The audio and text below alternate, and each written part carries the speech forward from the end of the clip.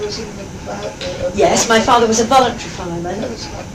Yes, yes, the fire service was where the antique shop is now, the fireplace. Yes, I went in there and bought something for my friend, my father, the other day, and when he came here, and I had a good look round there. Because as a youngster, I used to go in there and used to love it. Oh, the old ones, where they sat up on top, all the men, you know. In fact, Ivy Ralph, or Ivy Wells, as she now is, rang me to ask me if I had any memorabilia, because there is to be something to do with the fire service this year. Yes, and I said, well, I know that I can rake out my parents' weddings photograph, because they were married. My father was married in uniform, and the Reverend Gray, who was the vicar, was the fire chief at that time. My father wasn't fire chief then, but he became fire chief while he was still on a... Is it? Oh wow! Well, I've got pictures of my dad as a fireman, their wedding, as I say, and unfortunately, one or two things that he had given to him, he had a clock given to him. My daughter has in Holland, but that has the inscription on it, you know, presented to him by the fire service.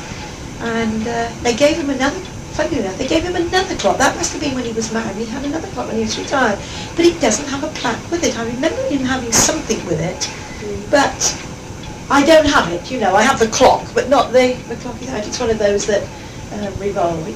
With all the movings, it doesn't work now. It didn't work after the last move. I won't part with it, obviously.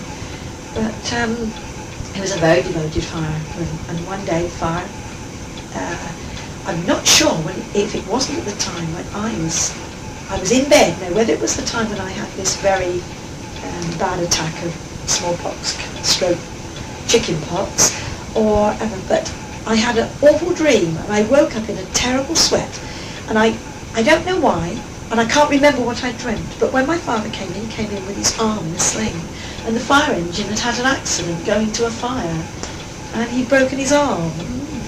And I don't know whether the dream was a connection, but I always remember waking up in a sweat as though I was frightened about something. And it was obviously my father hadn't come back during the day, whether I was worried enough, I don't know, but my mum must have known about it. It's something I perhaps should have questioned her about. You always think of questions. Oh, you haven't got anyone. Oh yes, I wish I'd asked her. Yes, I wish I'd asked. It was called out with individual electric. Oh yes, we had a bell which was on the staircase, which made a terrible noise. Yes, that's right. Yes, and it used to make I a remember terrible the bells. noise. I remember the bells. Yes, and he was in the fire service for years and years and years, and he loved his work. And he did get moved down during the war. You know, when they had a follow-up. Whether he went, I know some went to Coventry and some went down towards Southampton. Yes, I know he was on a move in there. But of course he wasn't a regular fireman, he was just a part-time fireman. Were there regular firemen then? Not many, were Not many, no. And I think they came on after I moved away from here. And in fact, Jack Williams, town mayor, was a very keen fireman, and his father too. And I certainly can recognise most of the people on my parents' wedding pictures. You know, they were, yes, I mean, Mr. Wilkins was here. He had a shop, which I think was up this top end of the town. I think that might be where Mr. Fisher is with his shoe shop now. And there was Mr. Morley, who was a builder. And then Morley's had shops in Hungerford, had a shop in Hungerford. And there was Mr. Willis, who was the plumber, and you know, each one was a tradesman, and they were all voluntary fire services, except the vicar was the full-time. He was obviously a vicar as well. He was the captain in those days. I can't remember when my dad took it over. I expect if I looked at the book, I could find some. You know, I've got lots of pictures around somewhere. It's finding them.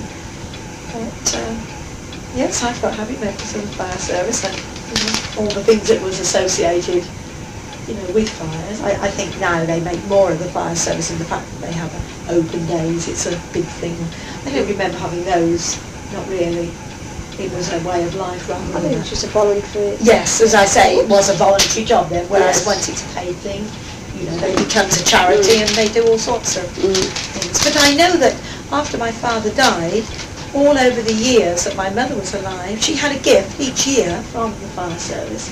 I can't remember, something, perhaps £5, £10, something like this at Christmas time, or at some time of the year. I always remember having something. So there was a fund, a benevolent fund of some sort, which I thought was very nice. I've often wondered what happened to my father's fire helmet though. because I know he That would have been kept something to... Yes, but when my father died, my mother was so overwrought Distraught. that she couldn't get anyone to clear out quick enough.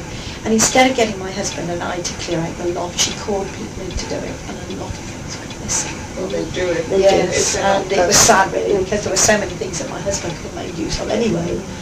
But There's so many things that have personal connection. of course, yes, but of course he had an enormous loft up there, and of course our garage was part garage and part store for horseshoes and, you know, all the things, the tricks of the trade, as it were. But I think I've got photographs of Loft end.